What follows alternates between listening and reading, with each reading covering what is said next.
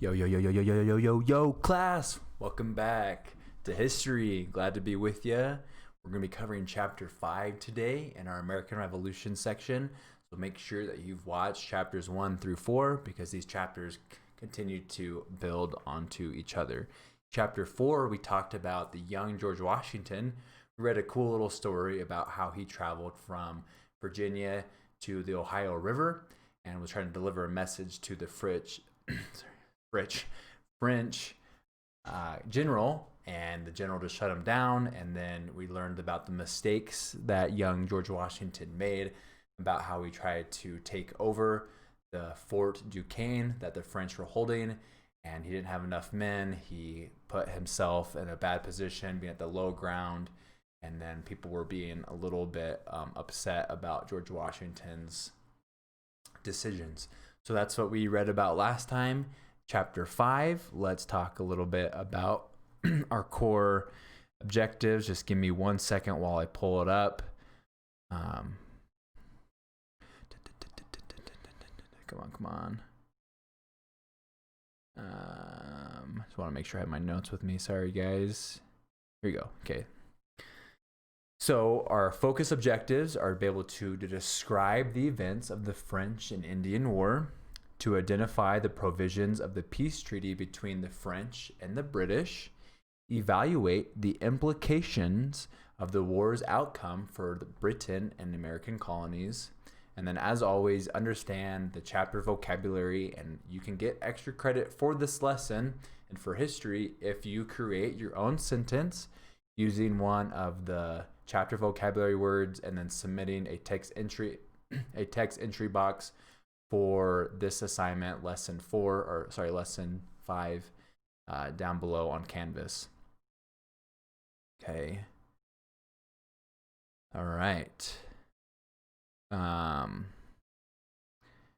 So in this chapter, we will be learning about key events of a war that took place between the British and the French, although the war is called the French and Indian War.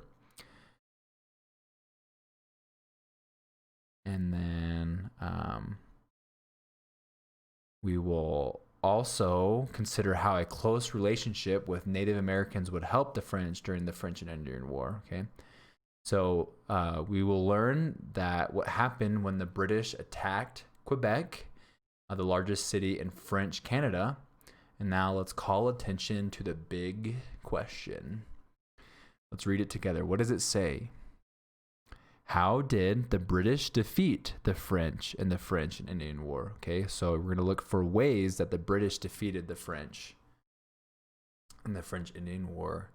Okay, let's start reading and follow along with me, okay? If you need to pause to stretch or take a break, please pause the video and come back. And I want you to be focused, all right? All right, so let's start reading. A war in the colonies. Washington's small battle against the French started the French and Indian War. On one side was French, their French colonists in North America, and their Native American allies. Remember, a vocabulary word that we learned last time was ally. On the other side was Great Britain, their British colonists in North America, and their Native American allies. So there's Native American allies on both sides. Maybe that's kind of hinting to why it's called the Indian War. Great Britain and France had been fighting each other on and off for nearly 100 years. No one was surprised that they were at war again. The two European countries had colonies all over the world. Both wanted to control the other colonies. It was no surprise when the war that began in North America spread to two other continents, in the Atlantic, Pacific, and Indian Oceans. In Europe and Asia, the war was called the 7 Years' War. In North America, it was called the French and Indian War. Okay, so on one side, it was called the 7 Years' War, and then in North America, it was called a different name, the French and Indian War. Let's look at this cool picture. Got Great Britain and France. George Washington's small battle helped trigger another war between Great Britain and France. Okay, so maybe the little battle that we just read last time was kind of the beginning of this fight, right? That's what we were just reading. Okay, so fighting in the woods. The British were determined to take Fort Duquesne and drive the French out of the Ohio River. Remember, that's where George Washington attacked with his 150 men. In 1755, they sent General Edward Braddock with 2,200 soldiers, or 2,200. Those are the two ways you can pronounce that number, from the British Army to do the job. So they sent 700 more men than they did. Sorry, they sent 2,850 more men than they sent with George Washington, right? They sent 150, and now they're sending over thousands of men. So eager to join Braddock's army and return to Fort Duquesne, George Washington offered his services to the British general. Braddock appointed the eager young Virginian to the position of colonel. Even though it looks like colonel, it's pronounced colonel. So this is our first vocabulary word. A high-ranking military official. That's what a colonel is. So Washington was put in charge of 450 colonial soldiers, so 3 times as much as he had when he first attacked Fort Duquesne. Braddock was an experienced general. He knew how to fight wars in Europe, where armies battled on great open fields. He knew very little about fighting a war in the woods of North America. Even worse, he was too stubborn to listen to anyone who did. Now that is not a recipe for success. A guy that doesn't know how to do this and he's not listening to anybody that does, that could cause some problems. The first thing Braddock did was order his men to cut a 100-mile-long road through the woods toward Fort Duquesne. His army would march on the road almost as if there were a parade. And you guys probably know what a parade is. Maybe you watch the Thanksgiving parade. But let's learn what the definition is in the book. And just to remember, please use the definitions from the book. That will help me know that you are actually getting in the book. Do not copy and paste a definition from Google or anywhere else. Okay, so parade, a public display of people moving in a long line. Okay, so he was kind of marching through the woods like a parade. So Colonel Washington knew that building the road was unwise. He and his colonists knew about the woods. They warned Braddock that his soldiers should advance with great caution. Okay, advance, to move forward, right? So he wanted him to move forward in the battle, to move forward toward the enemy with great caution. An attack could come at any moment from anywhere. Braddock ignored their advice. They were only colonists. What did they know about the art of war?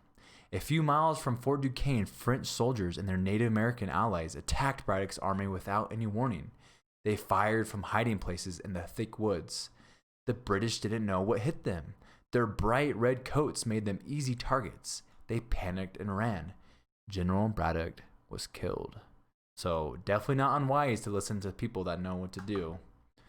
So both sides had Native American allies. The Huron fought with the French, and the Iroquois sided with the British. So fortunately for the British, George Washington had joined them. Courageously exposing himself to danger, Washington led the remaining British soldiers to safety. Little heroic act. Okay. Victory for the British. So we just learned a little victory. The battle might have been won for the French, but the war is not yet over, and we're about to learn about a victory for the British side. For a time, the French and Indian War went badly for the British elsewhere too. Things began to turn around when William Pitt became the British Prime Minister. And I know we've talked about the Prime Minister before, especially during medieval Europe, but let's get a little refresher and read that. What does that say? What is the definition of Prime Minister? The head of the government in some countries, okay? So William Pitt became the Prime Minister, the British Prime Minister. So as Prime Minister, Pitt was in charge of Great Britain's foreign affairs. This included foreign wars and dealing with the colonies. It was true that the war was being fought around the world, not just in North America, but Pitt knew the American colonies were valuable to Great Britain. He decided that Great Britain must win the war and keep control of its North American lands. If that meant sending more soldiers to North America, Pitt would do it. Waging a war on many continents was expensive, but Pitt was ready to spend whatever was necessary to win. Pitt wanted to win control of 2 rivers, the St. Lawrence River and the Niagara River. The French used these rivers to send supplies to their soldiers near the Great Lakes and in the Ohio River Valley, including those at Fort Duquesne. If the British could prevent the French from using these rivers, they would soon run out of supplies. Right? If you can cut their resources down, they will run out and they will be at a very big disadvantage. All right, let's continue to read. Aided by their Native American allies and the American colonists, the British did what Pitt wanted. In addition, British and American forces captured Fort Duquesne. They renamed it Fort Pitt.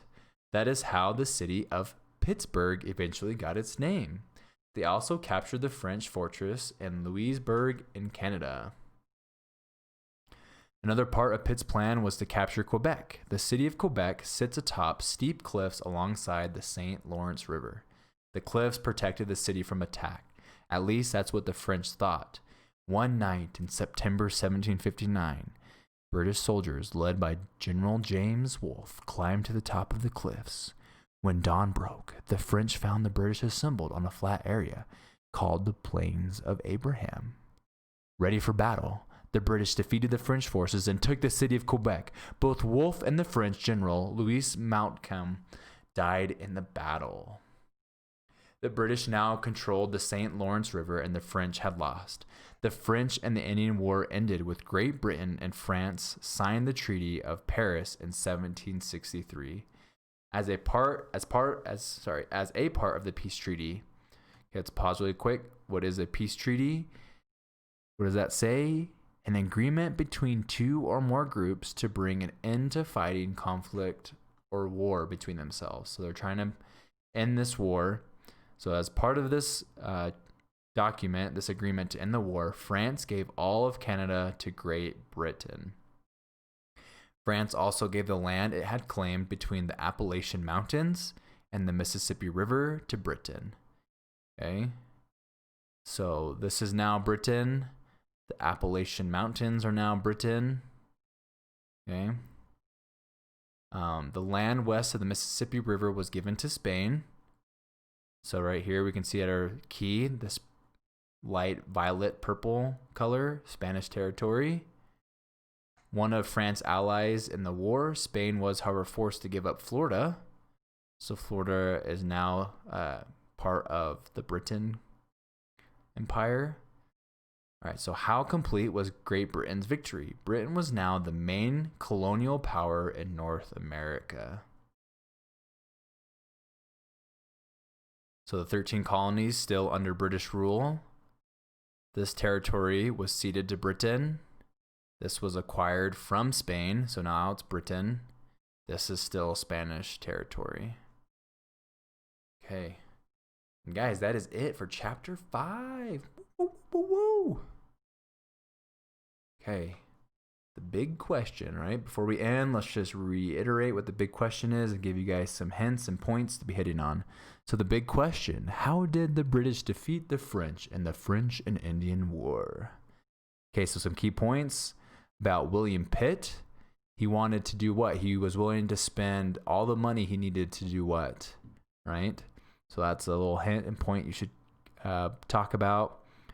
The British were able to capture several French strongholds. And which ones did they capture? Okay, that's a point you should hit. And then they also captured the largest city in Canada that was under French control. And what was that? And then what rivers did they capture and why was it important to capture those rivers? So those are some hints and points that you should be using to answer your big question, okay? Remember, do not copy and paste an answer. Please use your own words. And that is it for our lesson today. I will see you guys in the next lesson. See ya.